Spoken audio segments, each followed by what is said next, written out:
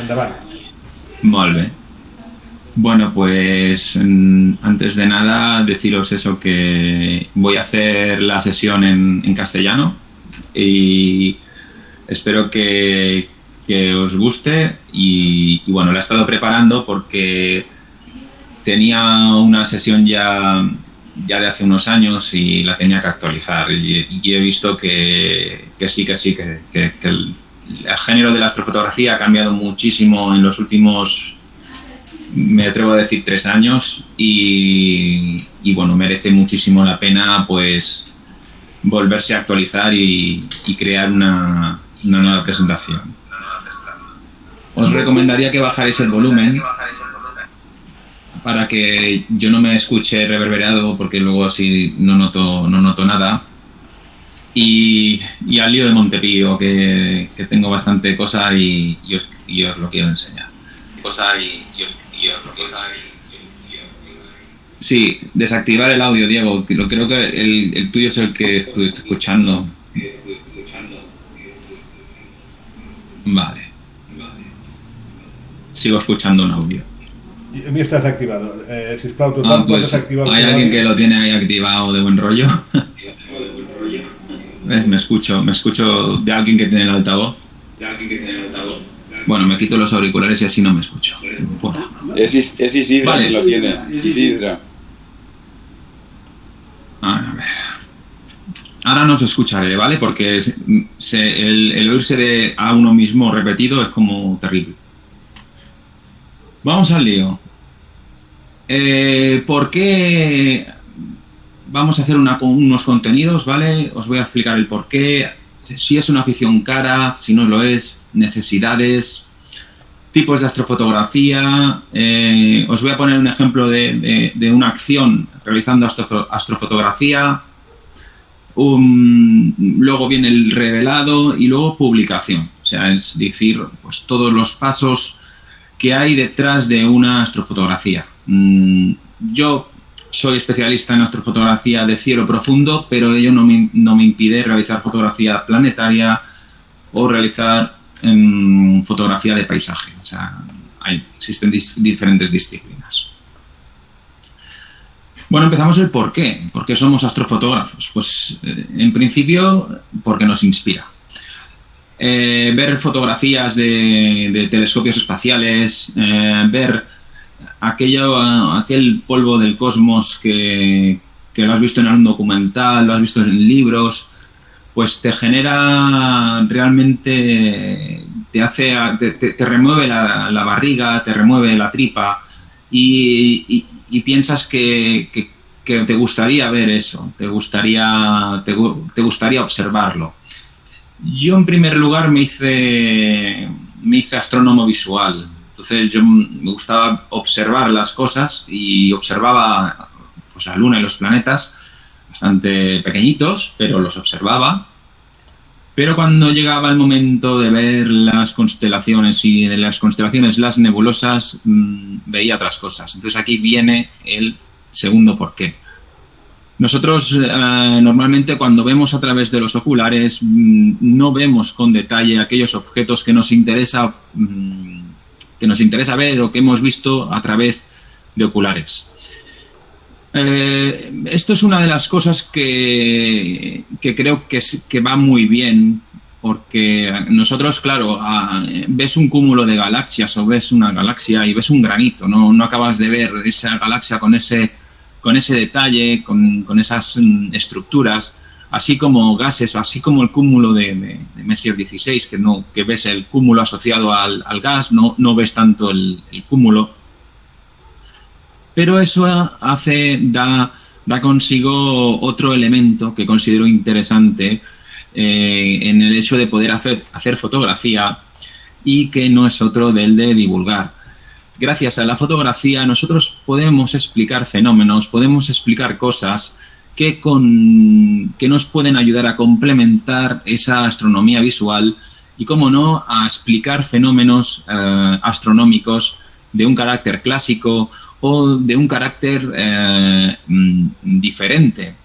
Y es que hay veces que nosotros cuando fotografiamos, a veces fotografiamos con filtros especiales y te sentimos la curiosidad por fotografiar aquellas partes, aquellos gases que igual no están tan bien fotografiados o igual nosotros pues vamos a investigar, vamos a ver, ¿no?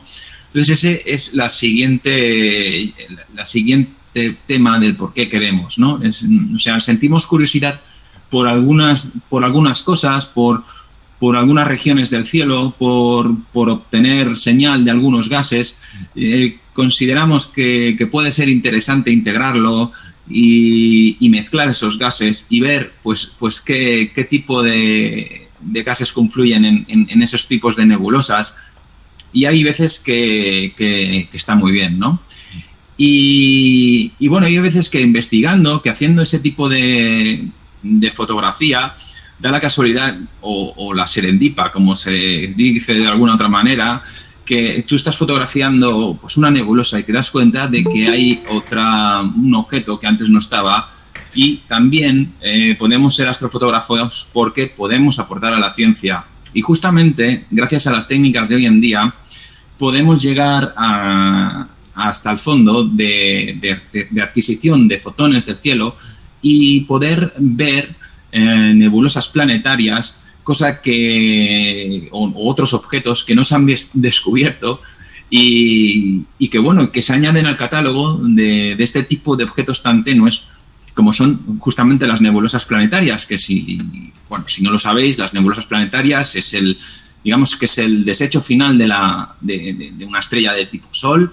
Y claro, hay muchas estrellas del tipo Sol, pero no suelen ser muy brillantes esas estrellas. Nosotros las nebulosas planetarias que conocemos más brillantes, pues sí, las tenemos, las podemos ver como M27, M57, o sea, las nebulosas del anillo.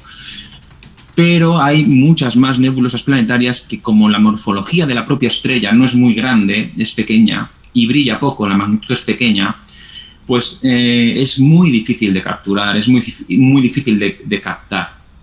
Y gracias a la integración de muchas horas o incluso a la colaboración entre diferentes astrofotógrafos, pues se puede obtener señal y podemos sacar a relucir estas nebulosas tan complejas, ¿no? Por ejemplo, es del 2000, se descubrió en el 2019, pero recientemente han habido de nuevas y bueno, es una pasada. Y por último, ¿por qué queremos ser astrofotógrafos?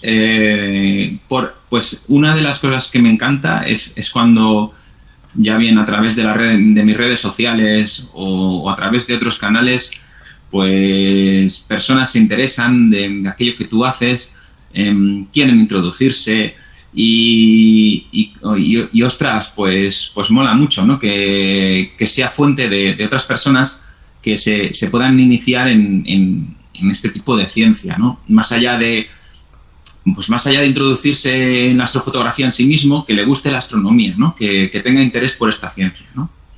Luego, si ya es astrofotógrafa y le gusta hacer fotos al cielo, pues mira, pues mejor, ¿no? Pero el hecho de generar interés, pues es súper interesante. Y ahora viene un tema que muchas personas me preguntan, ¿no? Y es el tema de si es una afición cara. Bueno, claro, yo lo voy a poner sobre una base, pues que en mi persona, por ejemplo, sí que he dejado otro tipo de aficiones en beneficio de esta afición, pero también os digo que bueno, por ejemplo, hay diferentes configuraciones o setups. Aquí se me ha perdido el link de una montura también, de una montura muy simple, con un telescopio, con una cámara de fotos. Y hay veces que tenemos que poner sobre la balanza qué nos interesa como afición, ¿no? Y es verdad que pues en trayectoria al final llegas a mucha más, como diría yo, pues más inversión en aquello que a ti te interesa, pero tú has invertido mucho en tiempo, y eso pues hace que al final pues puedas soñar con aquello que cuando eras pequeño o joven pues querías, ¿no? Yo sí que durante muchos años he estado acumulando mucho material astronómico, o muchas guitarras, mucho material instrumental, porque tenía un grupo de animación infantil y tocaba la guitarra, tocaba el bajo. Bueno, sigo tocando el bajo. Entonces, claro, pues tienes que priorizar y te pones pues por Wallapop o por diferentes herramientas de compraventa de segunda mano, pues para poder acceder a diferentes elementos astronómicos que, por suerte, yo al menos pocas cosas he comprado nuevas. Yo las he comprado todas, muchas de segunda mano, y que bueno, francamente, pues me van bien, ¿no? Y eso no significa que pueda ir bien siempre, ¿no? Pero me da muy buen rollo, porque la astrofotografía o la comunidad de astronomía en general cuida mucho sus aparatos, sus instrumentos, y sí, hay muy buena comunicación de compraventa de segunda mano. Tenemos varios grupos, desde un grupo de Facebook hasta un grupo de Google, y la verdad funciona muy bien, y se agradece que haya este tipo de comunidad, porque yo, por ejemplo, tuve un telescopio solar muy caro y dije, este telescopio solar no lo voy a usar, prefiero que lo utilice otra persona que le va a dar más uso, y sí, se vende y se compra, y bueno, esa es la gracia, ¿no? Bueno, tipos de necesidades. Yo considero que hay dos grandes necesidades. Una necesidad técnica que ya viene pues por conocimiento, por materiales, por conocimiento de esos materiales, por software, por diferentes elementos que dependen de mí mismo, y otro tipo de necesidades medioambientales, que son aquellas que ya no dependen tanto de mí, que dependen de otras cosas, y que evidentemente pues tenemos que considerar. Para empezar, como necesidades técnicas, tenemos pues saber a qué objetos voy a ir, o sea, conocer la morfología del objeto, entender la relación que hay en el cielo, o sea, segundos de arco por píxel, porque el cielo es una bóveda celeste, y esa bóveda celeste son 180 grados. De esos 180 grados, los grados se dividen en minutos y en segundos, y ahí son parcelitas de cachitos de cielo que yo voy a fotografiar. Por lo tanto, entender ese concepto. Luego, pues, conocer programas para guiar, conocer programas para secuenciar, conocer los equipos, saber poner en estación la montura, y evidentemente pues saber pues revelar, procesar las imágenes y sacar lo mejor de cada píxel. Eso sería como necesidades técnicas, ¿no? Y como necesidades medioambientales, pues depende del tipo de fotografía. Yo en este sentido pues uso cielo profundo. Pues para cielo profundo, buscar cielos lejos de contaminación lumínica, evidentemente el cielos despejados y con poco viento o casi nada de viento. Si realizara fotografía de la Luna, pues lo de cielos de contaminación lumínica no necesitaría más un cielo con muy buen sync, con muy buena estabilidad atmosférica. Y bueno, tenemos webs, tenemos sitios que podemos ir consultando, como lightpollutionmap.info, que es espectacular y que nos indica, nos dice qué tipo de cielos tenemos pues por mi territorio, ¿no? Qué cielos tenemos para poder llegar a ese tipo de objetos, o MeteoBlue, y sobre todo lo que tenéis en la foto de fondo, que es la previsión de Astronomical Sync de MeteoBlue, y que me dice un poquito pues cómo vamos a tener la calidad de sync, así como la calidad de transparencia, como el Jetstream, cosas que me interesan cuando voy a hacer planetaria o cuando voy con cielo profundo cuando voy por cielo profundo a una cosa que se llama pues más resolución, ¿no? Más resolución por píxel. Francesc Quintana pregunta que si lo estamos viendo a pantalla completa. Entiendo que sí, entiendo que lo estamos viendo a pantalla completa. Si no es así... No, perdóname. Espera, que estás hablando, Francesc, no te escucho porque me he quitado los auriculares. Dígame, Francesc, ara t'escolto. Perdona, què deies?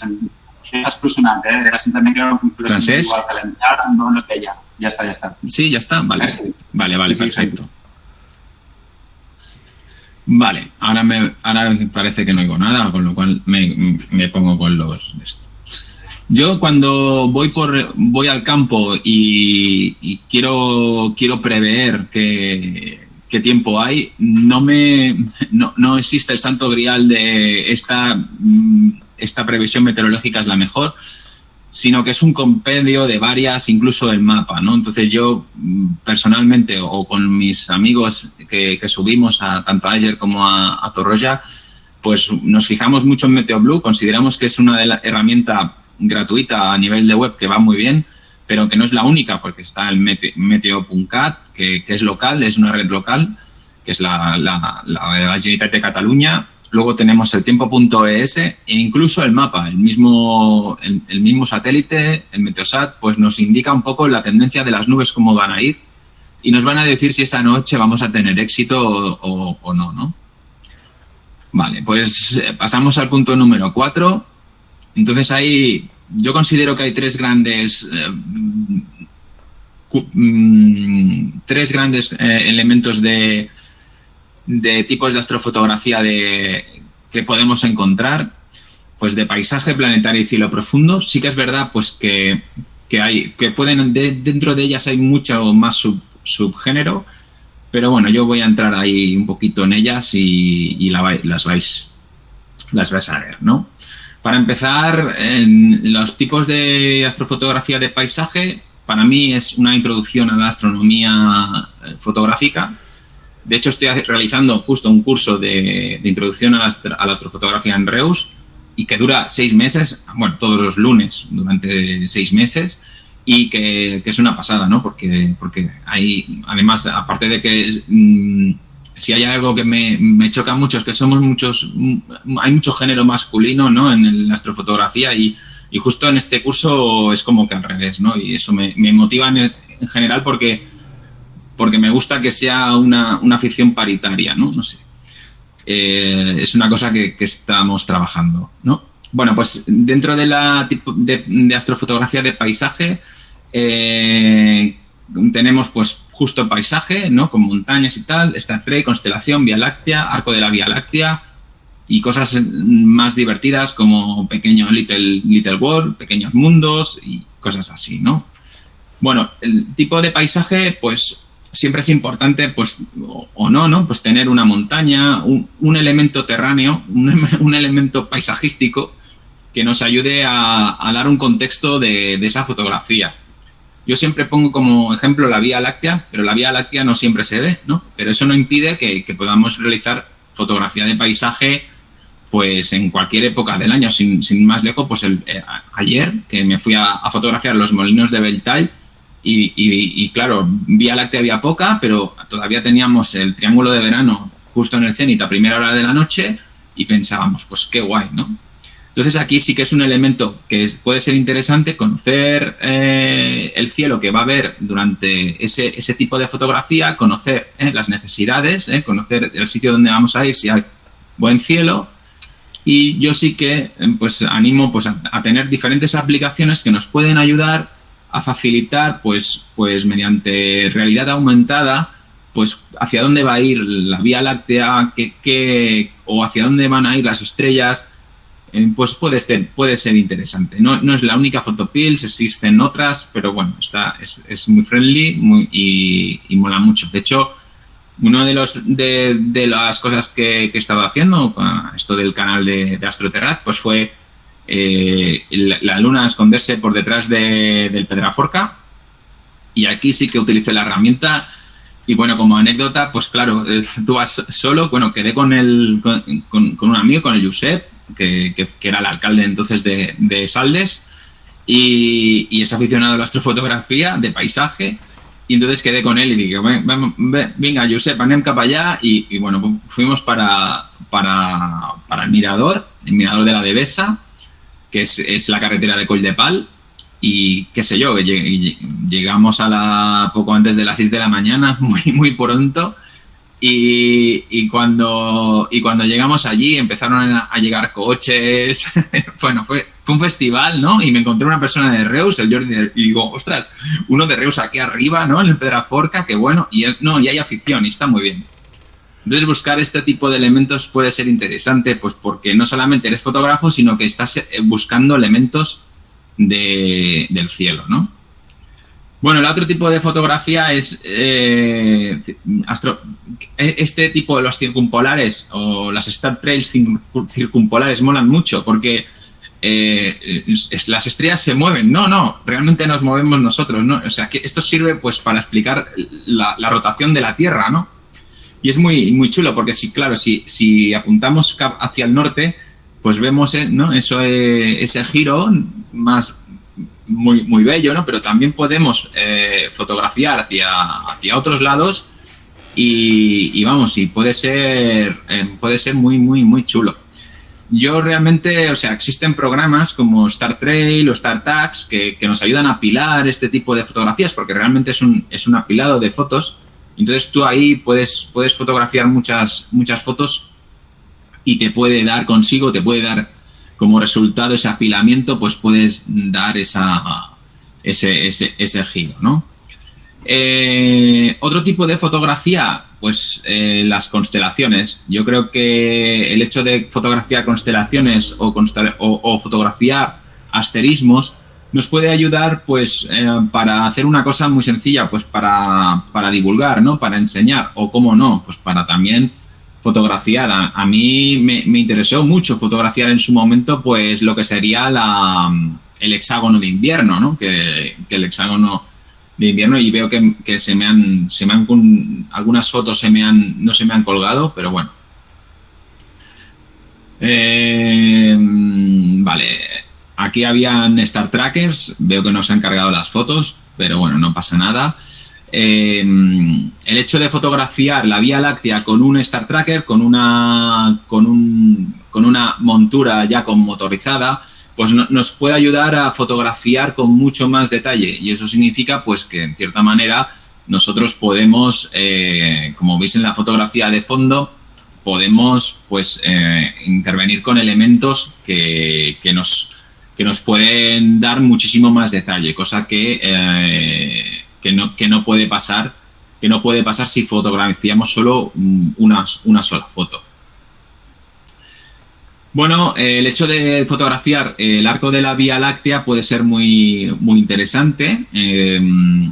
Yo lo suelo fotografiar sobre abril, mayo y junio.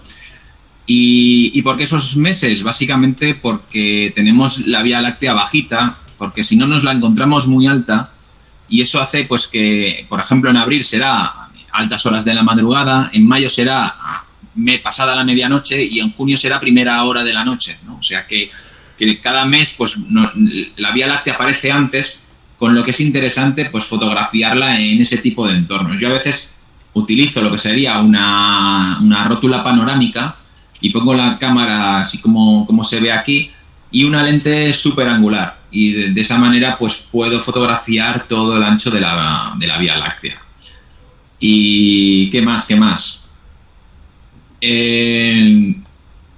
Tipos de procesado de arco de la Vía Láctea, pues lo hacemos con PTGui, que es un programa de pago, o si no, pues con Lightroom o con Photoshop o con algún otro programa que nos puede hacer esas panorámicas. Yo utilizo PTGui porque francamente va muy bien.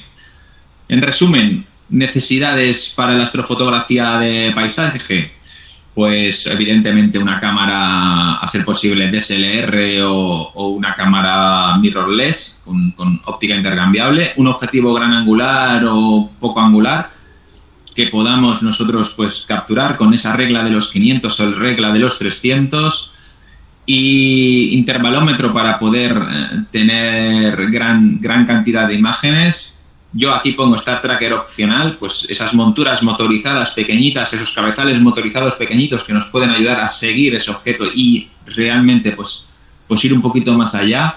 Y evidentemente trípode y material de soporte tipo bocadillo, tipo LED rojo, o sea, cosas que compañía, pues todo eso.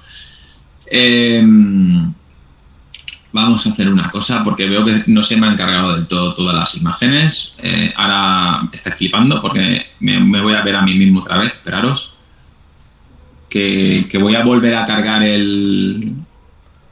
la presentación porque estoy viendo que cada vez me cargan menos. No te preocupes, Carlos. Yo tengo fibra óptica y bueno, no lo entiendo. No te así preocupes. que... Mientras tanto, quería preguntarte una cosa que has mencionado hace un momento. La fibra, la regla del 30 y del 300 y del 500, ¿es eso? Sí, la regla de los 500 y la regla de los 500 y ¿qué ha pasado aquí, tío? O sea, toda la semana que llevo con el proyecto y ahora veo que ni siquiera me cargan las imágenes. Bueno, eso es la ley de Murphy, ya se sabe. Que también hay que... Pero es que no me ha cargado ni una, tío, ni una. Qué pena, macho, qué pena. Bueno, vale. Las nada, podemos hacer una carpeta si quieres, aunque no estén... No, yo creo que el ancho de banda se me está yendo a todo el sistema y antes había hecho las pruebas y me había ido bien y ahora al cerrarlo pues es que no me carga ni una fotografía. Entonces veo en subidos, vale, mis subidos, vale, y ha perdido todo el material. ¿Qué las tienes en alguna página web? No, lo tengo en Canva, que lo estoy haciendo en Canva. Ah, vale. Y como no pago a Canva, que lo he hecho gratis, pues me ha pasado eso. Vale, pues nada, voy a presentar sin ninguna foto. A ver si así... A ver si así se va. Presentar... Otra pregunta mientras estás con ello, que me han hecho esta mañana María Ángeles del Castillo. El vídeo de esta mañana del eclipse lo has hecho desde tu casa, desde Tarragona. No, desde el cole, desde el cole, desde el Antonio Roch. Madre mía, tío. Todo el trabajo a la mierda. Perdón, lo he dicho. No pasa nada. Vale. De todas formas, no te preocupes, hemos venido a escucharte a ti. Sí. Las fotos las podemos ver en cualquier momento. Sí. Bueno. A ver. X. Ahí está. ¿Por dónde iba? Vale. A ver, seguimos por aquí. Menos mal que lo estoy haciendo... Vale, el texto no se me... Es claro, es que yo en las presentaciones pongo muy poquito texto y pongo mucha imagen. O sea, soy muy en ese sentido. Bueno, le diremos a aquí, esto de aquí. Vale. Que justo había subido todas las... Vale. Venga, estamos aquí.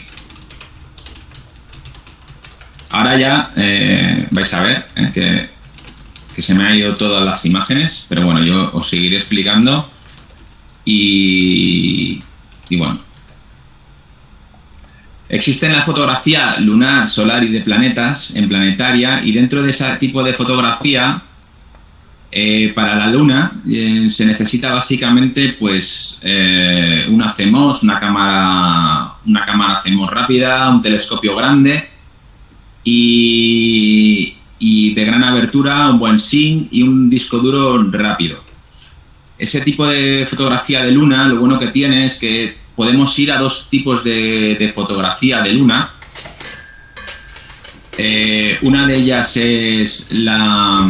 Es que, mira, voy a ir a saco y vais a ver otra cosita que yo creo que os va a interesar mejor.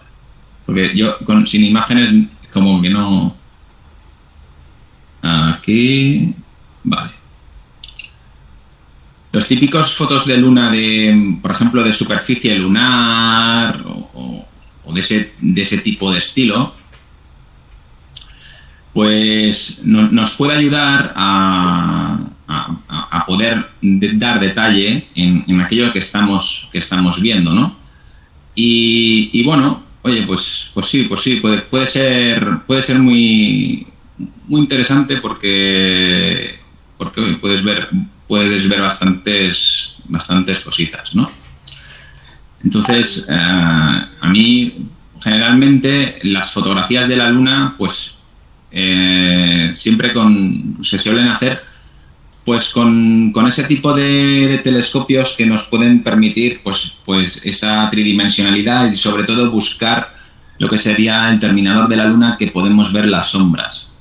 Yo para este tipo de fotografías sí que es importante tener el telescopio bien colimado, y aquí se utiliza una familia de telescopios. Pues bueno, hay dos familias interesantes, pero siempre aquella que tiene más abertura siempre gana en frente a obtener fotografía de alta resolución, ¿no? Luego, aparte de fotografía de luna, tenemos fotografía planetaria. Para hacer fotografía planetaria, vamos a ir para atrás y os enseño mi galería. Por ejemplo, esta fotografía de planeta Marte. Para los planetas tenemos que tener claro, pues por ejemplo, la relación de cuando tenemos el planeta más cerca de nosotros, que es cuando se produce esa oposición. Marte cada 2 años y medio se encuentra en un periodo pues bastante agradable para decirme, mirar qué guapa que estoy. Y sí que es verdad que en ese sentido, pues si tienes el equipo y la noche es muy buena, pues puedes obtener detalles súper perfectos del monte. Por ejemplo, aquí tenemos el Monte Olimpo y la careta del polo, e incluso algunos detalles de la tibia y débil atmósfera de Marte. Para ello, lo que suelo utilizar suelen ser una cámara monocromática o a color, pero un CMOS planetario, y es como una webcam con muchos fotogramas por segundo, porque aquí, al hacer una fotografía de alta resolución, estamos haciendo muchísimos aumentos, y para conseguir el detalle necesitas capturar a muchísimos fotogramas por segundo. ¿Y eso qué significa? Pues básicamente pues que sea igual a 200 a 180 fotogramas en un solo segundo, de manera que puede superar o puede corregir ese pequeño problema llamado sin o turbulencia, y sobre todo cuando vas con muchos aumentos. Yo no suelo sacar el telescopio si ya las previsiones me dicen que el sin es regular. Lo saco cuando las previsiones suelen decir que son buenas. Luego existe otro tipo de fotografía planetaria, que es la fotografía solar. En la fotografía solar hay diferentes elementos que tendríamos que tener presente. Funciona como la luna, pero aquí el problema del Sol es que si, por ejemplo, quieres sacar fáculas, quieres sacar llamaradas, pues tienes que ir a un tipo de filtro que se llaman telescopios de hidrógeno alfa, y son extremadamente caros. O sea, son telescopios que utilizan un tipo de filtro de que te deja ver el Sol con muy poca, digamos, a angstroms de diámetro, y ese paso de luz tan pequeñito hace que, mediante un filtro de talón, que es lo caro justamente, pues hace que podamos ver esa granulación y esas fantásticas llamaradas que capturé pues gracias al observatorio del Pedraforca con un LUM de 80, que ese telescopio creo que costaba actualmente cerca de los 8.000 euros, y que bueno, que es alucinante, ¿no? Existen fórmulas como Daystar que son filtros que se pueden instalar en cualquier telescopio, y que eso pues facilita el poderlo capturar. De hecho va muy bien, pero de 3.000 euros no baja.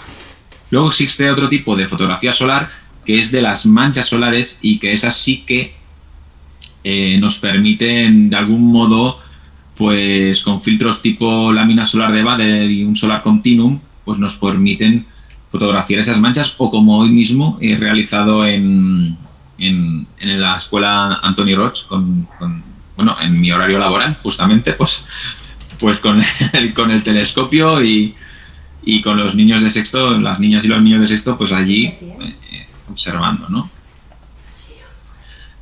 Entonces, ¿qué más? A la hora de procesar las fotografías, yo suelo utilizar unos tipos de programa que se llaman programas de procesado, o sea, de procesado, y eso es Registack, Astor Surface, Atostacker, Fitworks, UNGPOS, Photoshop. Son programas que me ayudan a procesar esa imagen, ¿no? Y que va bastante bien. Y ya sé lo que ha pasado con la presentación. Vale. Que como tengo una cuenta gratuita, a los 30 minutos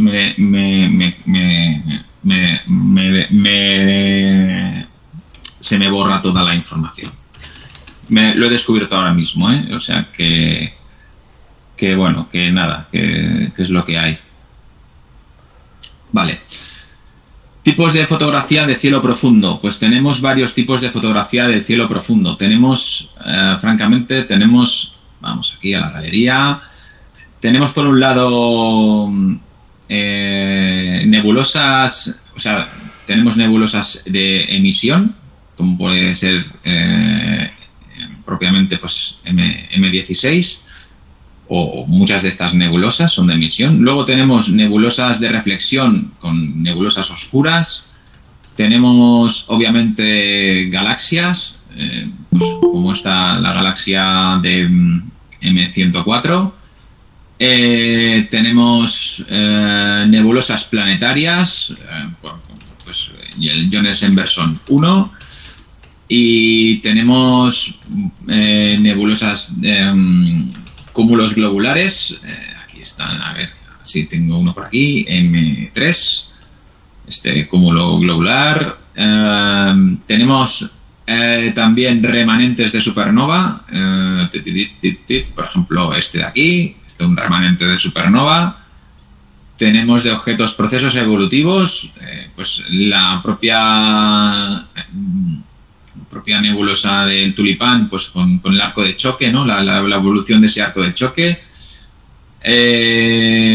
Bueno, tenemos un montón de elementos que podemos observar, ¿no? Entonces aquí reside la dificultad de cada uno de los objetos en función de varios elementos.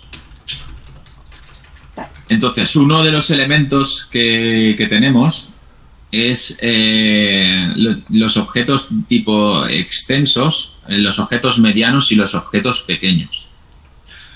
Diego, te tengo que decir una cosa, voy a dar por acabada la sesión porque aquí sí que tengo mucha cosa que quería hacer, si no os importa, y darme 10 minutos y me vuelvo a conectar, ¿de acuerdo? Muy bien. Mientras tanto, si queréis, tenemos aquí a bastante gente. Acaba de incorporarse Cristian Gradenbauer. Hola, Cristian. También un ávido fotógrafo de nebulosas. Podemos, si queréis, hacer un poco de simposio mientras Carlos se reconecta, si os parece. ¿Me escucháis? Sí, perfectamente. Muy bien. Sí. Pues eso, mientras Carlos está luchando con el sistema, podemos charlar un poco sobre lo que ha comentado. Ya habéis visto que ha mencionado varios tipos de fotografía. Algunos de los presentes tenéis mucha experiencia. Alicia, por ejemplo, se está especializando mucho en paisaje. ¿No es así? En paisaje astronómico. Sí, yo solo paisaje. No tengo telescopio. Bueno, sí, claro, es la posibilidad que tenemos, aprovechar lo que se tiene. No solamente a veces es una cuestión de no disponer del equipo necesario, es no disponer del tiempo necesario. También. La fotografía del tipo de paisaje pues es quizá a veces un poco más oportunista porque puedes salir a la calle y aprovechar alguna situación favorable, etcétera. También tenemos aquí, bueno, Cristian, como os comentaba, se ha especializado mucho en fotografiar objetos de cielo profundo desde su casa en Badalona. Cristian, ¿estás por ahí? Sí, sí. Hola Cristian, ¿qué tal? ¿Cuánto tiempo? ¿Cuánto tiempo? Sí, ¿cuánto tiempo sin vernos? Te veo muy bien. ¿Aún está operativo tu observatorio? Sí. Muy bien. Bueno, cuando hay buen tiempo, pues sí. Muy bien. Bueno, y tú pues eres otro ejemplo de especialización. Tú te has especializado en fotografía de cielo profundo, en nebulosas. Banda estrecha sobre todo, por eso es lo que más me caja con el sitio de Badalona.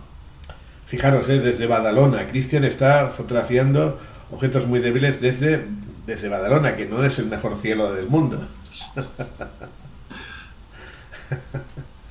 Y tenemos más ejemplos en la sala. Creo que hay más personas que también hacen sus pinitos desde diferentes sitios, aprovechando las condiciones que tienen de observación.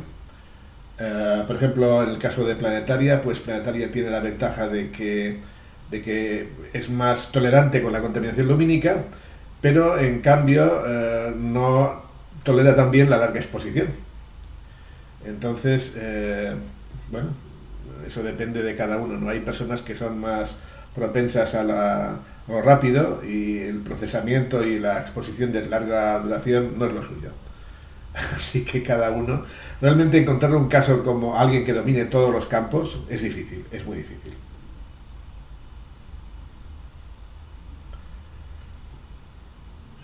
Yo tengo una pregunta.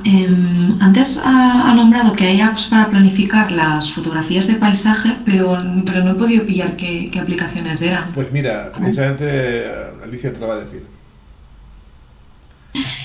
Yo para planificar lo poco que hago utilizo Photopills, que es la que ha dicho él, la que ha mostrado en una diapositiva. Fotopill. Va bastante bien. Fotopíldoras. Photopills. Fotopíldoras. Vale, si es que no la veía bien yo tampoco la diapositiva. Y esta la puedes bajar, no sé si hay una versión de pago. Es de pago, pero bueno, haces un pago único y no creo que no llega a 10 euros y ya no vuelves a pagar más. Yo la tengo hace años ya. Y tiene cantidad de contenidos para aprender con ella, o sea, es infinito. Te metes en el canal de YouTube de Photopills. Sí. Y es una pasada. Está bien, está muy bien.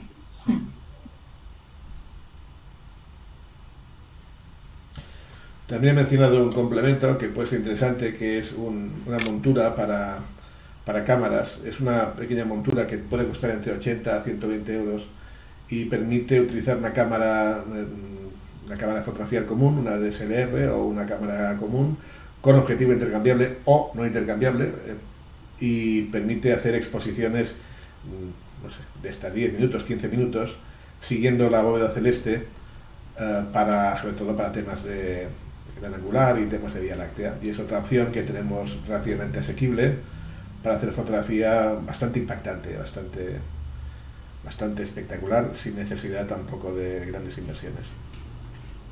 Igualmente, la Star Tracker también, aunque te dé la posibilidad de hacer exposiciones muy largas, también tienes que contar que si te haces una foto de 10 minutos y te pasa un avión 3 nubes, ¿vale?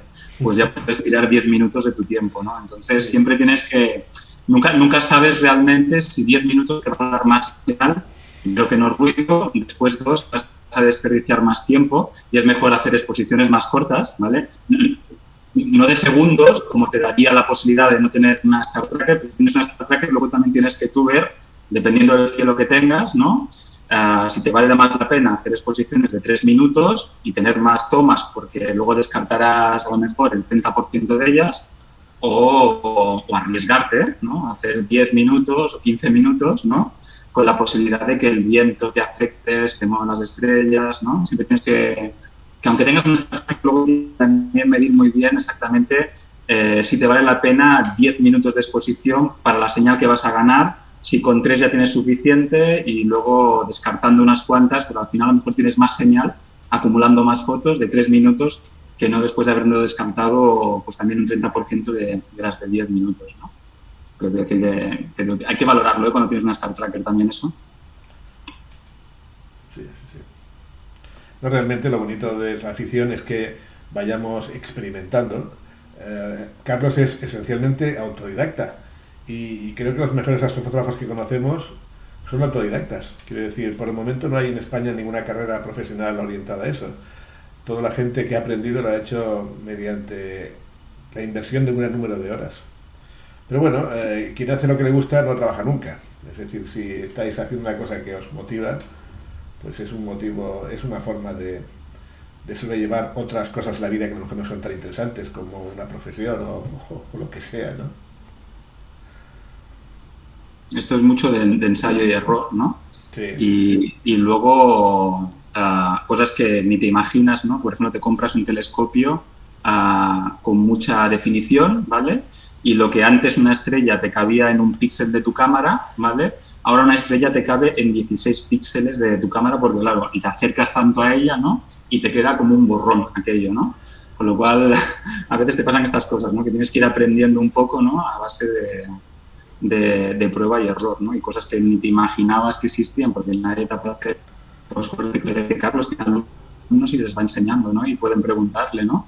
Entonces, sí, esto es bastante autodidacta, ¿no? Por eso estas sesiones las hacemos como una primera aproximación. Ya os ha contado Carlos que él está haciendo cursos de meses de duración.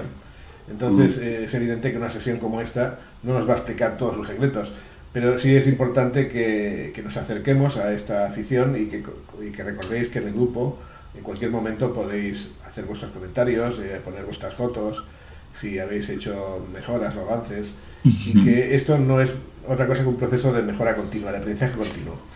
Carlos, ¿qué tal? Sí, venga, bien. Voy a cambiar un poquito el rumbo de la sesión, ¿vale? Y os voy a enseñar un poquito qué tengo en el observatorio. Así que va a ser otro tipo de sesión, porque si no te importa, Diego, que esta la pueda dejar para otro momento. Y bueno, voy un poco al lío de Montepío, como antes he dicho. Y aquí sí que no hay problema porque estoy justo en mi terreno, en mi casa. Bueno, yo suelo hacer astrofotografía de cielo profundo porque es la cosa que más me ha gustado desde hace años, ¿no? Entonces el telescopio se suele conectar a través de su programa, un planetario. Este es el planetario que yo utilizo, es el planetario que controla la montura.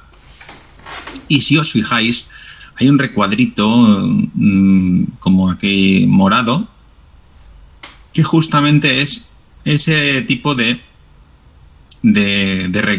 encuadre de la imagen que yo voy a buscar. Entonces yo lo que suelo hacer antes de preparar una sesión, tanto si voy al campo como si estoy en el observatorio, es estudiar qué tipo de objeto puedo fotografiar y cuántas son noches o cuánto rato puedo aprovecharme de él, cuánto rato esos fotones pueden llegar a la cámara y convertirlos en electrones, ¿no?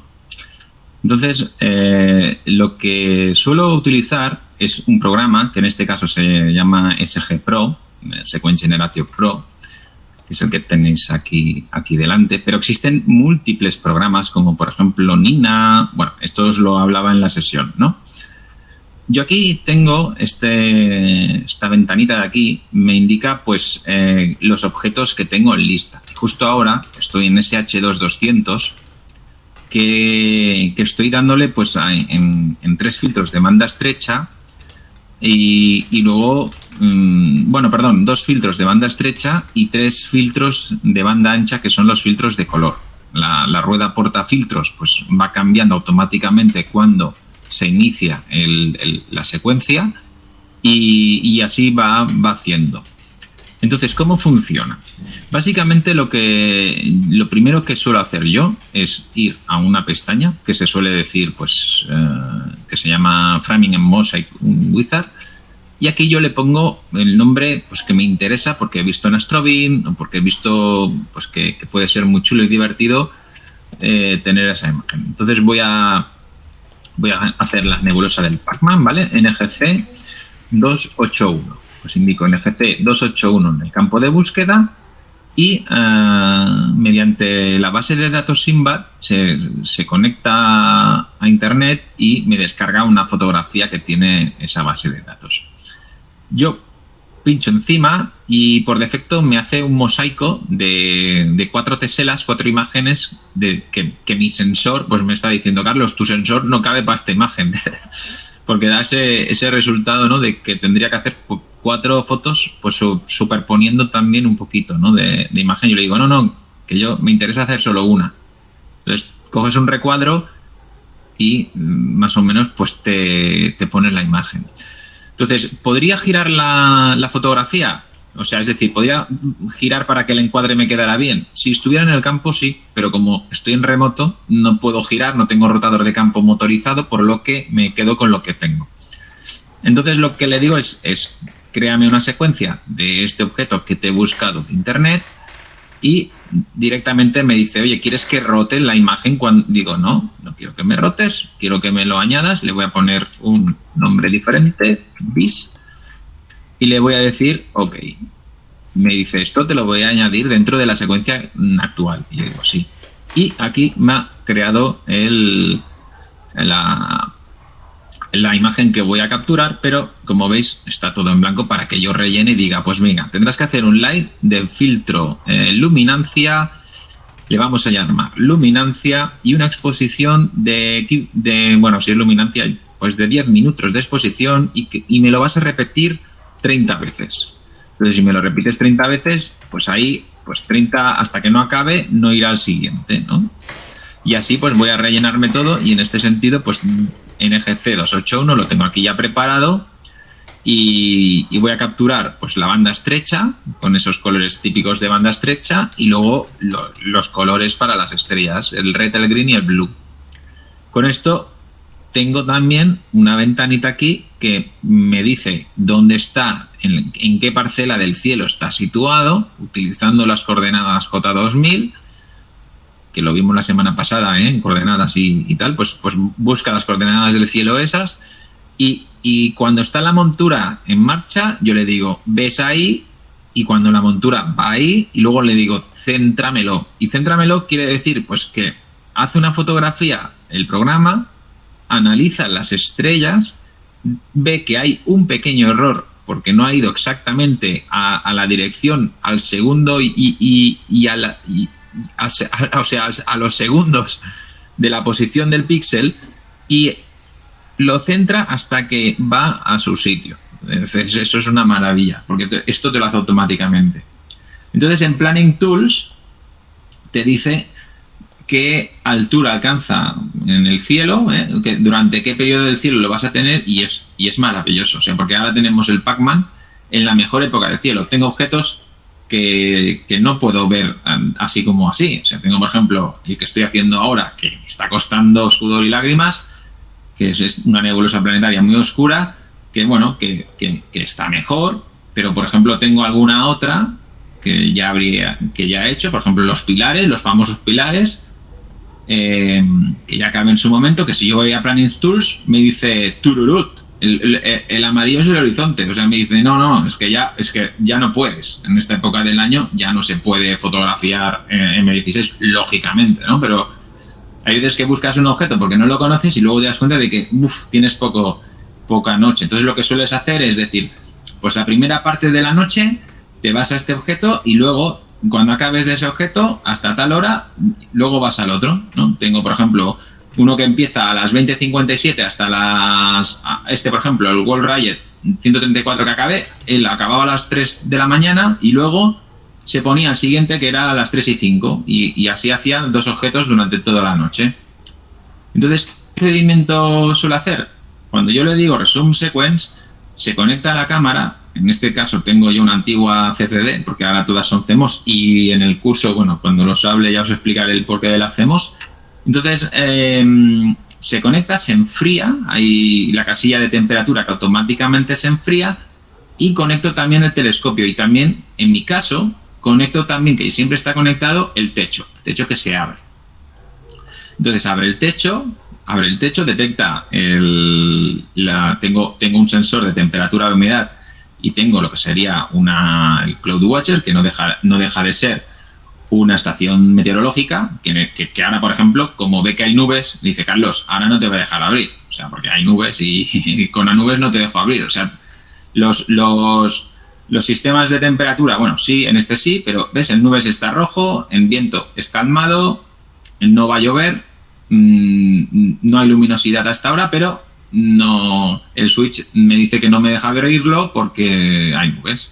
Entonces, esto lo veo a través de internet y por consiguiente lo veo a través de cualquier aplicativo, cualquier tablet, móvil, cualquier sitio.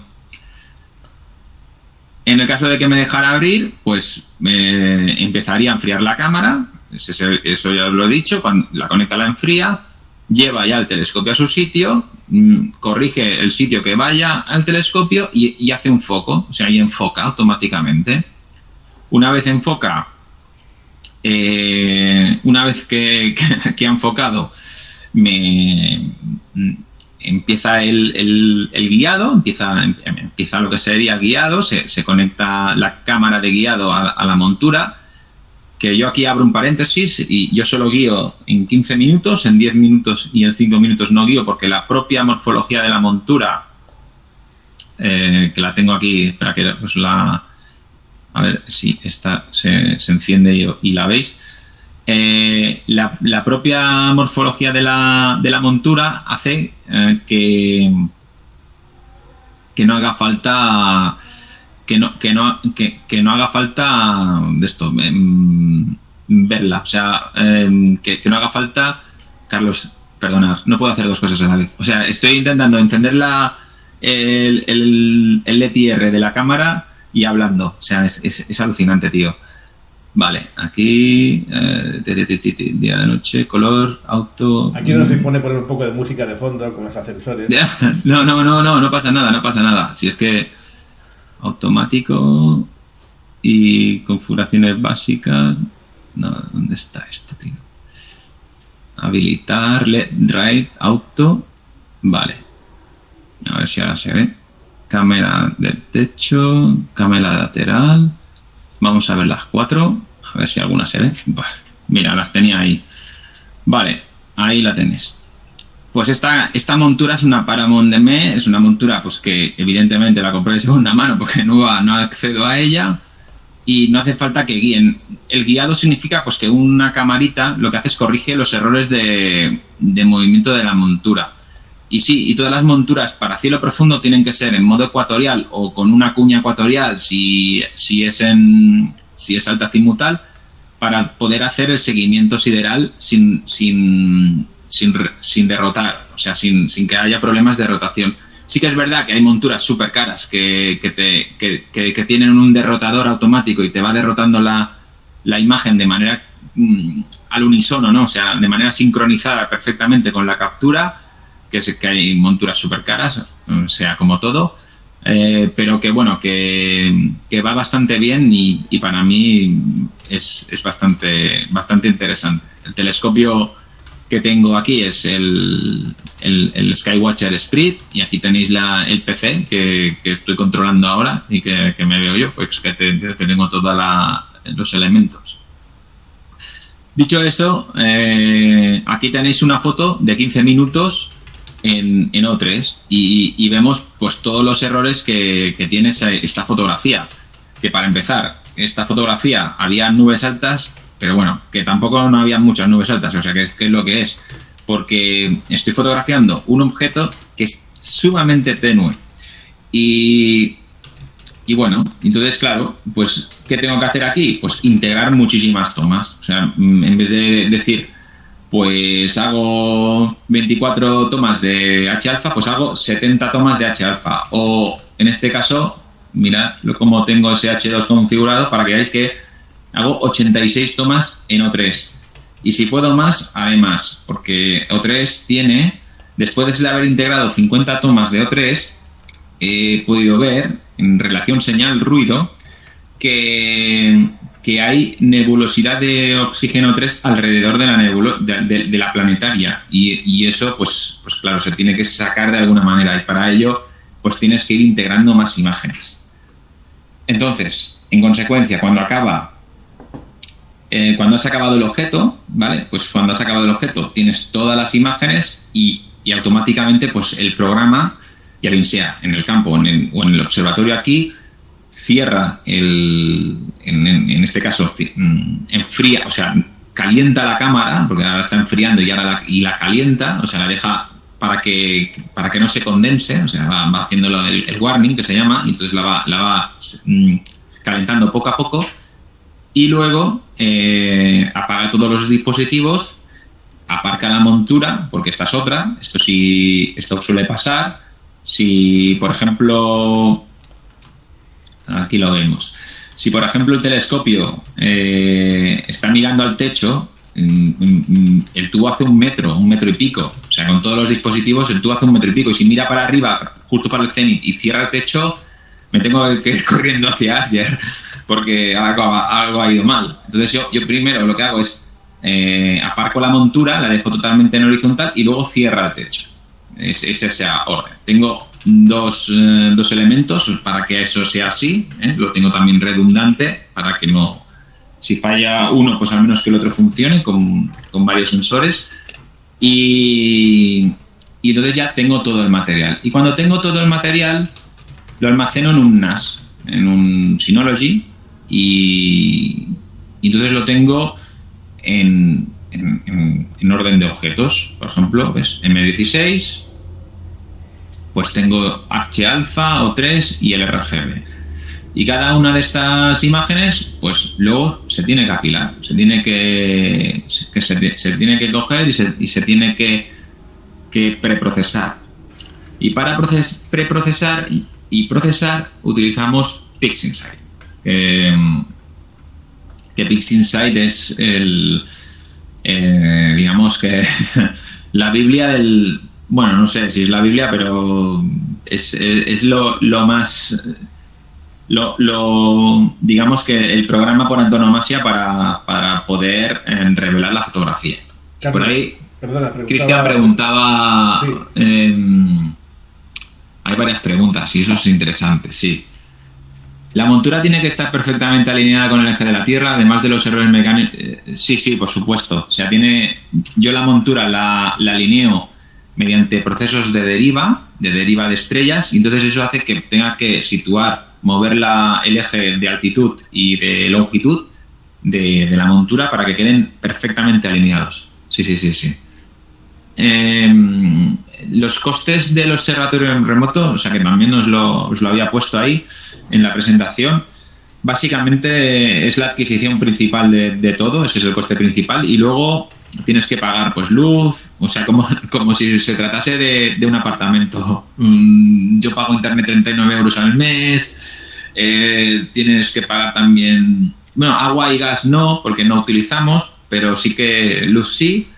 Y luego también, claro, costes de la comunidad, que son unos creo recordar, 250 euros al año.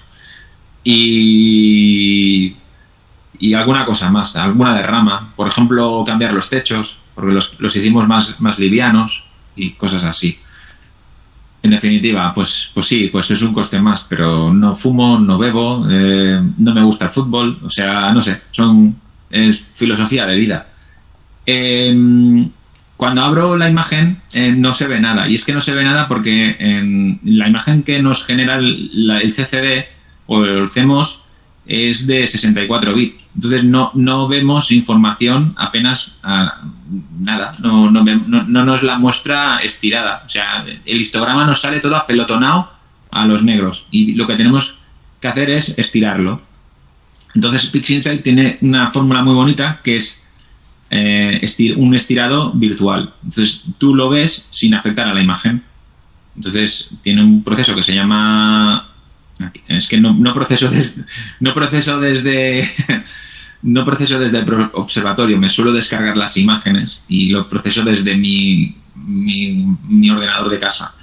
Y entonces aquí, por ejemplo, veis un light de M16, pero un light con sus errores. O sea, como veis, tiene puntos blancos, esos son píxeles muertos, y tiene cositas, ¿no? Es un light, esto es así tal cual sale de la cámara, o sea que tampoco sale mal. Yo si las imágenes son chulas, para mí son chulas, es porque el material bruto es chulo. O sea, si no, magia es imposible hacer. Entonces, con eso quiero decir que cuando proceso, lo primero que hago es evalúo con dos elementos, que uno de ellos es Blink y otro Subframe Selector. Y aquí, pues, ¿qué tipo de evaluación hago de las tomas individuales? La excentricidad de la estrella, o sea, qué de puntual o desenfocada está, y el fondo del cielo. O sea, si yo veo que hay una nube alta o veo que hay algún elemento que está mal, que no, pues esa será porque pues la rechazo. Yo rechazo todas y me quedo con lo mejor. Y cuando me quedo con lo mejor, integro. Entonces hay el batch preprocessing, el weighted batch preprocessing, todo en inglés, todo el que lo hizo Juan Conejero.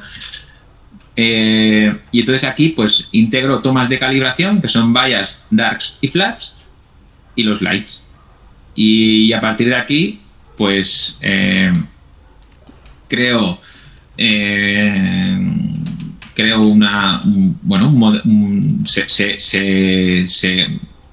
hace un proceso que es muy chulo, porque primero lo que hace es resta ruido, y con los flats resta motas de polvo y alguna cosilla más, ¿vale? O sea, los bias y los darks son tomas de calibración para restar ruido a los lights, y los flats son para restar motas de polvo o suciedad en el plano de lo que sería la óptica. Entonces todo eso te lo aplica a cada una de las fotos, te alinea todas las fotos, y una vez están todas alineadas por estrellas, te las alinea, como se dice, te las integra en un máster. Y la integración suele ser, no es por suma, evidentemente, sino que se suele hacer una integración evaluativa por señal, por calidad de cielo, de manera que no por hacer 100 horas de exposición, las 100 horas se van a ver ahí, porque puedes ver 100 horas de errores, 100 horas de cosas. Entonces, en una de las fotos, por ejemplo, puede salir un satélite, ¿no? Y si sale un satélite ahí, pues eso se tiene que eliminar. Pues ese es el tipo de integración que tenemos en la astrofotografía. El 90% de las integraciones que hacemos los astrofotógrafos suele ser Winsorized Sigma Clipping, ¿vale? Bueno, esto es una información de más a más. Pero existen percentiles, sigma, migma, no rejection, depende de lo que quieras hacer, ¿vale? Existen muchísimas más. Y una vez tenemos ya la imagen, el ordenador, depende del equipo, se tarda pues igual minutos, horas o muchas horas, y te genera el máster. Y cuando te genera el máster, no sé si tengo algún máster por aquí, buscaré, pero cuando te genera un máster, entonces es diferente, porque ya, a ver si creo que tengo por aquí, no, los másters lo tengo en otro sitio, los tengo en un disco duro, pero, mira, aquí tengo un máster, vale, venga, Jones Emerson, máster H-alfa, vale, voy a abrir un máster, por ejemplo, ya esto es un proyecto, con lo cual va a tardar un poquito más en abrir, porque ya me he integrado muchas más tomas. ¿Vale? Y aquí vemos los elementos que han rechazado, el ruido, ¿veis? Todo el ruido que hay, esto lo ha restado a la imagen, y aquí algunas líneas o motas que también, que no lo veis, pero también están ahí. Entonces yo ahora voy a mirar la integración. Aquí, mira, hay motas. Y esto es porque no integré con flats. Esta integración se hizo sin flats. Supongo que sería una prueba, porque ya os digo que suelo integrar en casa. Y ya veis que como una integración, si yo pongo una, para que veáis la diferencia, vamos a poner una de Jones Emerson en H-alfa. Lo tengo por aquí. Para que veáis la diferencia entre una toma de H-alfa y una integración de H-alfa. Aquí, esto es una toma de H-alfa. Aquí, y la vamos a poner con la integración. Pues, vale. Ya veis la diferencia, o sea, es muchísima más luz, integra cosas más interesantes como estructuras más tenues, más débiles. Incluso ya aparece un poquito imagen de lo que sería parte del centro de la nebulosa. Esto es una integración que luego tengo que juntar con O3 y luego tengo que juntar con RGB. Y aquí entramos en el maravilloso mundo del procesado.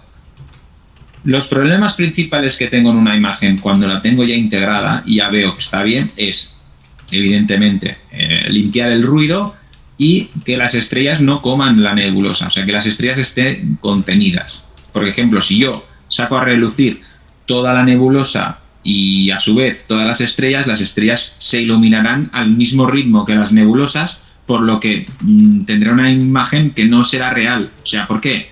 Porque no estoy llegando al nivel de brillo, que estoy saturando las estrellas cuando realmente no quiero saturar las estrellas. Quiero hacer que brillen lo justo, que estén brillando como tienen que brillar. Y luego la nebulosa sí que quiero hacerla ver, que aparezca. Entonces ahí sí que tienes que procesar para poder llegar a mostrar lo mejor de cada de cada uno de los píxeles para enseñar la nebulosa sin que se pase, sin que llegue a sobrepasarse, ni que llegue a ser, digamos, que sea falso, que no. Lo que quieres es que cada píxel enseñe lo justo, no que enseñe demasiado ni que enseñe por debajo, sino lo justo. Y evidentemente lo justo en relación señal-ruido, porque si tú enseñas más de lo que puedes enseñar porque hay mucho ruido, pues también salen artefactos y luego la foto resultante no queda lo suficientemente correcta como para que te gustara. En consecuencia, cuando ya la has procesado, o sea, se suele procesar en lineal para no tocar nada de información sobre las estrellas. Pensar que en lineal se puede hacer trabajos fotométricos, se pueden medir las estrellas, podemos usarlas para ciencia. Y cuando pasamos a no lineal, cuando estiramos realmente el histograma, es cuando a partir de aquí ya solemos intensificar más las áreas de color y poca cosa más. O sea, igual darle un poquito más de detalle, pero muy poca cosa más. Porque lo que interesa es trabajar bajo lineal y hacer lo mejor posible para que la imagen resultante quede lo más, digamos, lo más uniforme y lo más contextualizada posible, sin pasarse. Muchas veces me preguntan, Carlos, los colores, voy a enseñar por ejemplo en Astrobin, que es cuando yo acabo las fotografías, las publico en Astrobin, bueno, primero lo que hago es publicarlas en grupos de WhatsApp o WhatsApp de amigos, astrofotógrafos, que me dicen, Carlos, esta foto pues la veo bien, la veo mal, últimamente me están diciendo que son chulas a nivel de, no que chulas son, sino que a nivel de, mira Carlos, has conseguido detalle, los colores de las estrellas son los verdaderos y has podido sacar señal sobre estructuras que oye tú, para poder sacar detalle nítido de estas estructuras necesitas que el telescopio pues tenga muy buen seguimiento y no solo eso, sino que tengas buen cielo. Y tú aprovechas cielos que tengan muy buen cielo, que tengan muy buen sync, pero yo les digo, es que es un refractor y es que los refractores, por suerte, se comen mejor el sync y esto lo tengo comprobado. O sea, yo he cogido esta misma foto de amigos que tienen esos Dark Kirman grandes y al tener el secundario, pues no quedan tan puntuales en noches regulares. Entonces, esos telescopios necesitan noches espectacularmente nítidas y Ayer no tiene esa calidad. Ayer y más la Valle de Ayer. O sea, nosotros nos comemos mucha turbulencia. Entonces yo siempre digo, en sitios así, refractor. Y luego, claro, los colores de las estrellas quiero que sean los colores verdaderos y para tener los colores verdaderos de la estrella, pues lo que necesitas es hacer las tomas de color para que te salgan las estrellas. Esta fotografía es dentro del corazón, o sea, la nebulosa, o sea, el corazón dentro del corazón, el núcleo, Merlote 15, y para hacer esta fotografía, pues hay miles de fotografías así, porque no soy evidentemente el único que hace fotografías así, hay muchos fotógrafos que la hacen. Y bueno, y el encuadre es el que tengo, o sea que tampoco puedo cambiar el encuadre. Pero, por ejemplo, la nebulosa de Orión es tan la hice con una cámara color, con una CMOS a color, y la hice en Torroja del Priorat. Y claro, y dices tú, bueno, ¿cómo puedes hacer estas fotografías? Y pues con un telescopio f3.6 es un tragaluz, es un teleobjetivo súper luminoso, ¿no? Y con pocas horas de integración, concretamente no llegaban a 4 horas de integración total, con una cámara color, con una noche allí en Torroja del Priorat, pues, ostras, dices, wow, pues si puedes sacar nubes de polvo molecular sin estar ionizado, ¿no? Porque la nebulosa de Orión es sumamente compleja, porque tienes de todo. Y bueno, pues... Y tenía errores, ¿eh? Tiene errores porque yo, el campo del plano de la cámara, fijaos en las esquinas, pues nuestras estrellas están estiradas, y es que el sensor de la cámara no había ajustado la distancia del sensor respecto a la óptica bien, entonces eso pues adolece de que el corrector no estaba bien situado. Y dije, como es una noche muy rápido, y la voy a hacer. Di más prioridad a lo que era divulgar, porque tengo el vídeo de YouTube que hablo justamente de la captura de esta fotografía y tal, pero luego tienes fotografías que son sumamente complejas, como el campo molecular. Esta ha sido la que Diego comentó, ¿no? Que me pusieron un accessit de lo de la FAE. Y esta me costó demonios, porque esta no es una foto, estas son 2 teselas, son 2 fotos realmente, que yo las uní para hacer, o sea, me quedaba el encuadre un poco, tuve que recortar incluso, porque aquí está Vandenberg 13, que me quedaba mejor, pero bueno, tuve que recortar. Y bueno, claro, quieres resaltar la nebulosa oscura, porque claro, ahí hay una nebulosa oscura que está por delante de las estrellas, e incluso hay estrellas que están por detrás, ¿no? Esto lo tenemos que ver como un plano tridimensional. Y bueno, sí, las cuelgas con lo que digo, ¿no? Se las digo a amigos de WhatsApp.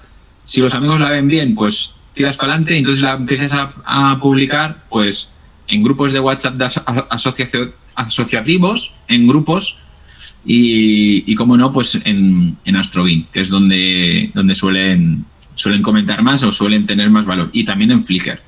Y si veo que la foto tiene éxito, pues si tiene éxito entre los expertos, pues te ponen una estrella o te ponen una flecha para arriba, porque te dicen, Carlos, esta realmente es una top pick, o sea, te dicen, esta es una foto guay, buena, y entonces la suelo enviar a revistas.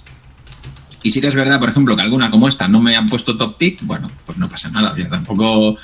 No pasa nada. Lo que yo, por ejemplo, con la nebulosa de los Pilares, nunca la había hecho. Es una nebulosa muy brillante, que no necesita muchas tomas de integración para hacerla, y justo la época en la que fotografié los Pilares dio la casualidad de que el cielo era muy bueno, no solamente por oscuridad, sino que también por calidad de SIN, de transparencia. Y entonces dije, pues Carlos, dale caña a los Pilares. Y sí, hice la paleta Hubble, la famosa paleta Hubble, porque claro, mucha gente me dice, ostras, estos colores son reales. No es que sean reales, son los representativos de los gases que interactúan, ¿no? Pero en real, o sea, en RGB, en ojo humano, aparte de que no lo podemos ver porque nuestra sensibilidad es muy pobre, pero en una cámara color lo veríamos todo en rojo. O sea, la dominante sería el hidrógeno, entonces seríamos en rojo. Y sí que las estrellas son RGB, las estrellas son los colores que representan, son esos, y nada más. Esta es algunas he reprocesado. Esta, por ejemplo, la reprocesé porque, como antes en el pequeño debate que teníamos con Diego, pues los procesos de revelado de las fotografías está evolucionando y ya bien. Y eso hace pues que podamos contener más las estrellas y poder sacar a relucir más las nebulosas. La clave es esa, es contener las estrellas y reducir la nebulosa. Hay compañeros o compañeras que las reducen tanto que no se ven, y a mí, por ejemplo, no me gusta que no se acaben de ver. O sea, me gusta que estén allí y que brillen lo justo y necesario. Pero sí, hay procesos que son más complejos que otros, y todo depende no solamente de si el objeto es grande o pequeño, que en este caso, por ejemplo, la cámara era pequeña porque el campo es mucho más guay, más grande, pero luego tienes el tema de que el objeto es muy, muy, muy débil y necesitas muchas horas de integración para poder lograr detalle en las nebulosas, ¿no? Y si entonces ves que la foto es muy buena, pues bien, te la publican en algunas revistas. A mí sí que es verdad que me la suelen publicar mucho en Inglaterra, y eso es porque cuando te empiezan a publicar en una revista en concreto, pues como que sientes que inicias una relación, no sé cómo decirlo, como una relación de pareja. Y bueno, envías fotos y te van publicando. Y sí, y está bien. Eso no quita que a veces publique en otras revistas, pero si me publican en Astronomy Now, pues yo pues les sigo publicando, ¿no? Soy fidel, ¿no? No sé cómo expresarlo esto, pero soy constante con ellos y doy preferencia a ellos para que me publiquen las revistas en Inglaterra frente a España, no sé, porque en su momento cuando fui a Inglaterra pues los conocí en persona y me parecieron muy buena gente y empecé a publicarles en ello. Y prueba de ello es que me publicaron portadas de una revista y del anuario. Entonces, pues guay.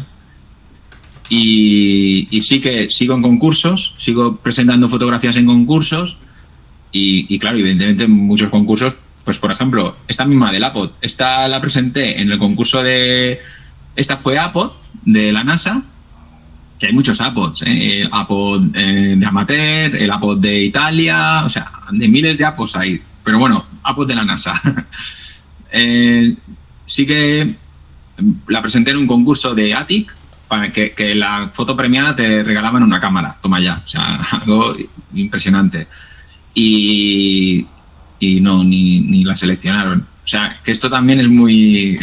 cada uno pues va como va. Oye, si te oye Ángel Gómez Roldán, el director de astronomía, se va a enfadar, ¿eh? Ángel es compañero, lo tengo en el WhatsApp, el Ángel, y Ángel le digo, pues Ángel, te envío esta, y de tanto en tanto le envío alguna al Ángel, pero sí que me gusta escribir artículos, y justo pues tengo preparado uno, pero ya hice un artículo a Ángel justamente sobre la reducción de la separación de estrellas con fondo, que es súper interesante porque te puedes coger máscaras y procesar es brutal y va muy bien con cosas que, por ejemplo, la cosa es que en 6-7 pasos lo puedes hacer en 3. Entonces, eso es como decir, wow, tengo más tiempo, ¿no? Y antes era más farragoso y ahora es algo menos farragoso. O sea que está muy bien.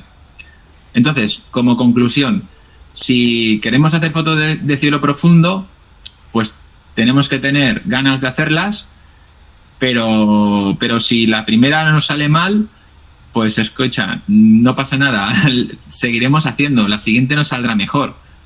Y es ir así, es ir sumando. Yo, por ejemplo, aquí he colgado fotos pues bastante recientes, del 2018, creo, recordar, pero tengo fotos muy antiguas. Bueno, mira, del 2016, pero tengo fotos del 2012 y las miro y digo, qué vergüenza. No, todo lo contrario, digo, ostras, qué guay, ¿no? O sea, he empezado a hacer fotografía, empecé en ese momento y mira, y he aprovechado y he seguido el camino para adelante. Puede ser que en unos años me aburra y haga otra cosa, ¿no? No sé. Pero por ahora es lo que os he dicho al principio de todo. Es una afición que combina con la de divulgación y que me ayuda a explicar cosas, y que si encima utilizan fotografías para explicar esos procesos evolutivos y que encima pues te valoran positivamente las fotografías, pues qué guay. Pero lo más guay es ver gente, personas que se animan a hacer fotografía, que son sensibles con esto y bueno, y que hacen sumar la comunidad, ¿no? Y por eso pues yo os animo a emprender este vuelo, coger este tren y que vayamos por por este camino de la astrofotografía, que seguro que a más de uno pues le puede gustar, puede ser muy, muy chulo. Muy bien, gracias, Carlos. Muchas gracias. ¿Hay preguntas? ¿Tenía una pregunta? Vale, pues estoy atento a las preguntas. ¿Haces siempre flats? En el caso de tener varias teselas, ¿hay que hacer flats por cada una de ellas? Bueno, los flats, como os he dicho antes, son secuencias, son fotos que se hacen para reducir, o sea, son fotos de calibración. Y yo en el observatorio suelo hacer flats cada 6 meses. Entonces, porque no muevo la cámara, no muevo nada, absolutamente, está ahí todo. Y cuando voy al campo, hago flats en cada sesión. O sea, cuando voy al campo con la cámara, pues cuando antes de acabar o al principio, antes de empezar en la sesión, pues hago flats. Pero, Carlos, ¿no tienes suciedad en la lente como para tener que hacer, al menos allí en el observatorio? Sí, tengo no solo suciedad, sino que además tengo un par de líneas de píxeles muertos, que Atik me dijo que eso era... eran jets de luz que se habían introducido en el sensor y lo habían quemado. Uh-huh. Y que no me lo podían reparar, me podían limpiar las microlentes, pero limpiarme eso no. Entonces yo, como lo reduzco esto principalmente con los darks, que es la que me reduce el ruido del sensor y las motas del sensor, pues con eso ya lo quito. Y los flats justo con las motas de polvo de las microlentes del sensor. Pero lo que es la línea de píxeles muertos con los darks. Uh-huh. Y tengo una librería, no lo hago siempre. O sea, tengo una librería a 0 grados, porque la cámara está refrigerada a 0 grados, y ahí voy haciendo. Bueno. Sí, cuando empiezo a hacer algunas teselas, a hacer algunas composiciones así, porque ahora con la distancia focal más larga, si quieres captar algo más grande, es obligatorio hacer teselas. Sí. Entonces, lo que me he dado cuenta es que de seguida que se mueve el telescopio, aunque sea un poquitín, y también tenemos la luna por ahí dando vueltas, depende del movimiento que haga, a las motas de polvo se notan más en el fondo correcto. Que en otra tesela. Entonces, claro, mi pregunta es, ¿entonces qué tendría que hacer? Porque claro, si saco un flat al final de la sesión, a lo mejor una tesela me va a quitar parte de la señal o... Ahí entra en juego procesado y ahí entra en juego DBE. DBE lo que te hace, o sea, es justo te iguala el fondo del cielo mediante sustracción. O sea, como tú bien dices, te genera un gradiente porque tienes en una zona tiene más iluminación de la luna que no en la otra zona, si no me equivoco, es eso creo que has mencionado. Sí, por ejemplo. Y ese gradiente con flat no lo vas a retirar, obviamente, porque con el flat lo que te va a quitar son las motas de polvo.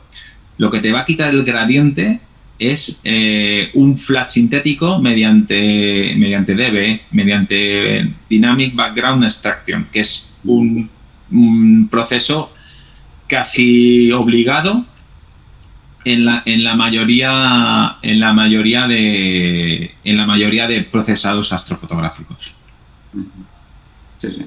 Y eso por cada tesela que hagas, ¿no? Entiendo yo. Correcto, por cada tesela que hagas. Ahora bien, también te digo que hay que ir con mucho cuidado porque muchas personas hacen el DBE y el DBE también te quita estructuras. Entonces hay que ir con mucho cuidado. Yo, por ejemplo, no hago DBE. No hago DBE porque sé que cuando voy a seleccionar un objeto no quiero que haya gradiente de nada. Entonces, a partir de ahí, con esa premisa ya... Si hay un gradiente, elimino la foto porque es una nube alta que ha pasado. O sea, no suelo hacer fotografías con gradientes. En el campo sí que hacía, porque no me quedaba otra. Muy bien, gracias, Carlos. De nada. ¿Alguna otra pregunta? ¿Alguien se anima a hacer astrofotografía aparte del señor Quintana? ¿Alguien? A mí me gustaría mucho, pero entiendo que aparte de económicamente es bastante dinero, sobre todo porque creo que tienes que comprar mucho material de golpe y sobre todo porque la curva de aprendizaje creo que es muy bestia. Es decir, en astrofotografía de paisaje, que es lo que hago yo modestamente porque me gusta, entiendo que puedes ir aprendiendo poco a poco y puedes ir actualizando material poco a poco. Pero en esto que explicas tú es muchísima cosa de golpe. Sí. No puedo hacer una foto y tener un resultado bueno. Tengo que saber hacer muchísimas fotos, tengo que saber procesarlas. Exacto, Eso exacto. Me gustaría mucho. Es una curva, compleja, sí. Sí. Entonces, podemos hacer algo. Sí, claro. Lo suyo, básicamente, a mi modo de ver, pues yo siempre empezaba con una cámara reflex normal y con una Star Tracker. Entonces aquí, si se ve saciada mi interés, pues por fotografiar objetos extensos como la galaxia Andrómeda o la nebulosa M42 con la misma cámara sin modificar, pues ahí ya notarás en tú mismo si quieres más o si no quieres más. El tema del dinero no es tan importante porque cuando se suele empezar con pequeñas inversiones. O sea, yo por lo menos cuando empecé con un refractor pequeñito de 80 de segunda mano y con la 5D Mark II. O sea, empecé... Bueno, y la 5D porque la utilizaba para hacer bodas, o sea, no porque luego sí que me compré una 450D modificada, pero entonces no tenía más, ¿no? Y vi que sí que me gustaba. Entonces es ese this is the way, ese es el camino que yo seguí. Uh-huh. Intentaremos seguir tus pasos, aunque sea muy lejos. No, hombre, no. Hoy en día es mucho más. Por suerte... esto en la presentación os lo enseñaba, hay cámaras astrofotográficas CMOS, que hoy en día lo que se lleva y lo que ponen en los observatorios e incluso observatorios profesionales son CMOS. El CCD se ha quedado un poco para atrás y es porque básicamente los sensores CMOS que fabrica Sony, la electrónica la tienen por debajo de la captación y eso significa que no te genera ningún tipo de amplitud de señal, no te genera ningún defecto en las tomas de calibrado y por lo tanto te captura muy bien la imagen y encima con una ADC de 16 bits, es decir, con unas calidades asombrosas. Y eso a unos precios contenidos, porque estamos hablando de cámaras que igual en CCD costaban 5 o 6.000 euros y en CMOS la 533 no llega a los 1.000 euros. Y estamos hablando de una cámara que es increíble del detalle que sacas, ¿no? Sí que cuando queremos cámaras y vamos con sensores más grandes, los precios se multiplican, obviamente, ¿no? Pero una 533 con un ED80, con un ED72, pues tampoco es muy caro y ostras, he procesado fotografías de compañeras y compañeros que tienen esas setups y he flipado la cantidad de señal que sacan, por ejemplo con la Crescent, con la nebulosa Crescent, pues con un filtro de estos, el Extreme, pues oye, increíble la de señal que sacaban y lo chulas que quedaban las imágenes. Yo cuando pueda sí que me cambiaré a CMOS, pero de momento voy con lo que voy con una CCD antigua que me compré justamente de segunda mano y voy con ella.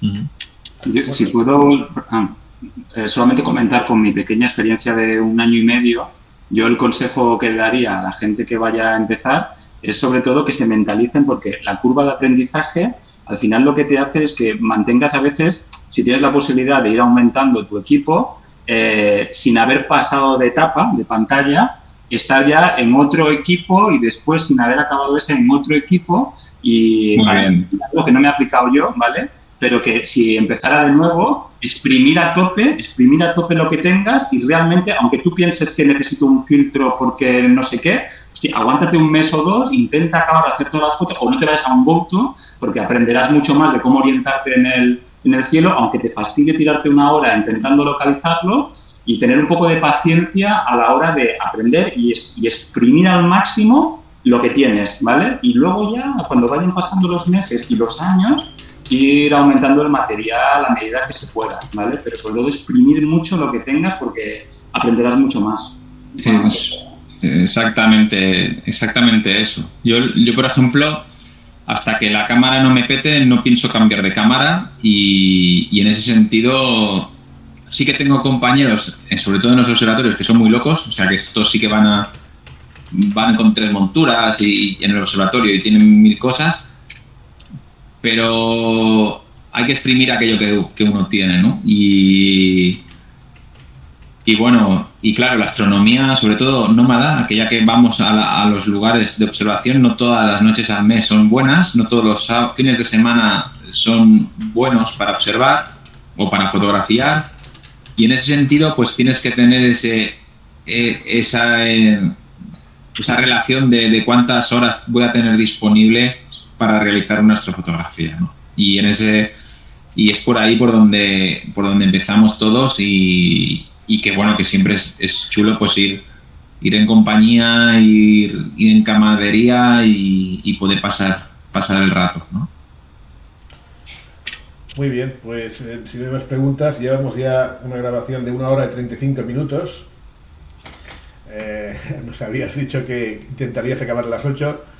Sí, pero no con los problemas, no con los problemas de la presentación, maldita sea. O sea, claro, que te agradecemos el hecho de que hayas roto la regla para poder ofrecernos más información de este tema que es tan apasionante. En vivo, en 3D, cuando estoy con gente, es mucho más fácil que si falla el proyector, pues con un boli y un papel, pues ya empiezas a decir cosas, pero en telemáticamente es como más complejo, porque claro, tienes que pensar y no tienes ahí ninguna herramienta más que bueno, que tienes herramientas obviamente, pero bueno, tienes que darle un poquito al mente.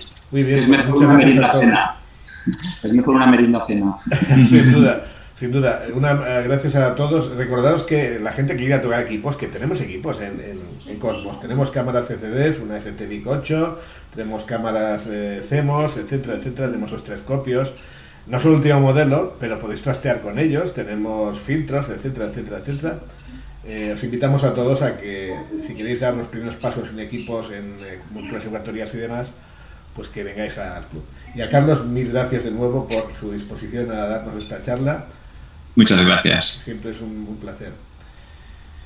Pues vamos a cerrar aquí la grabación. La subiré en un rato a YouTube para que podáis repasar algunas cosas, lo que queráis. Muchas gracias a todos y muy buenas tardes o noches. Venga, que vaya bien el Halloween. Cuidaos mucho. Muchas gracias. Gracias. Chao. Gracias, Leo. Gracias.